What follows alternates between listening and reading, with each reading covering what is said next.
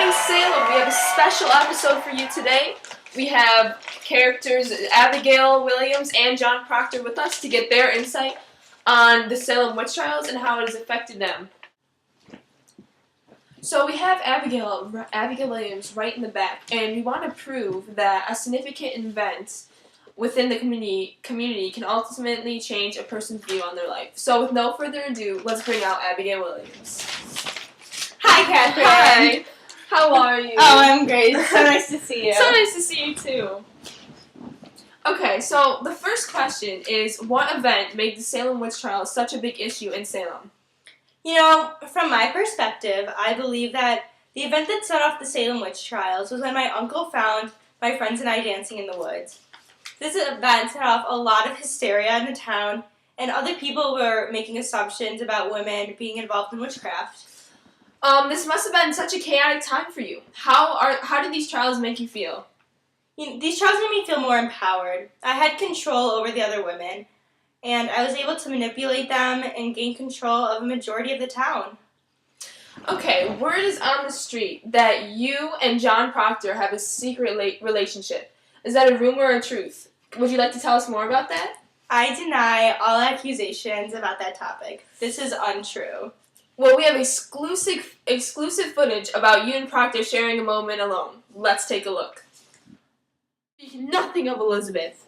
I look for John Proctor that took me from my sleep and put knowledge in my heart.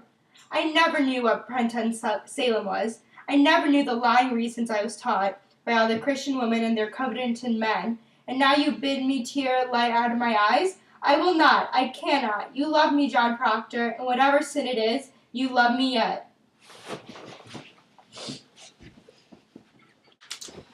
Wow, pretty intense stuff. Wouldn't you say, Abigail? That is very wrong. So, because of these trials, how are women viewed differently, do you think? Women in Salem are seen as individuals with little power. Now they basically have complete control over the town. This gives them a higher role in the society because they're more powerful. This has changed me because I don't look at the community differently. This ultimately changed my perspective on how women's roles are viewed in the community. Overall, this event obviously changed your view of life. Would you like to add anything else? I did nothing wrong. I realize that I'm the innocent one and everybody is against me. I'm merely a victim in this situation, and it is completely wrong. Well, that concludes our interview with Abigail. Thank you for coming in. Thank you, of course.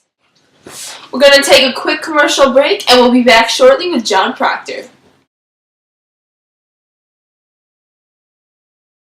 We just got done with Abigail's interview, which was pretty intense. Now we have John Proctor with us, and we're going to hear what he has to say. First question. John, at first you were characterized as an outlier in society. How have these events changed your position in the community? Well, as soon as a trial started, I became more involved in society. I was more aware of the stubbornness of the members of my community because they were jailing people without any hard evidence and willing to believe whatever Abigail accused them of. When did you realize the trials had the biggest impact on you? I realized they had the biggest impact on me when my wife, Elizabeth, was accused. I said this to her. I am only wondering how I may prove what she told me, Elizabeth. If the girl's a saint now, I think it's not easy to prove she's fraud, and now the whole town gone silly. She told it to me in a room alone. I have no proof for it. Interesting. Lastly, what is your view of the community now? It's a shame to live in a community where a man cannot clear its own name with proper evidence, and their children will live a life with more conflict because of this. Wow, that's some deep stuff. Wow, it's a pleasure having you on the show, John. Thank you. It's great being here. Thanks.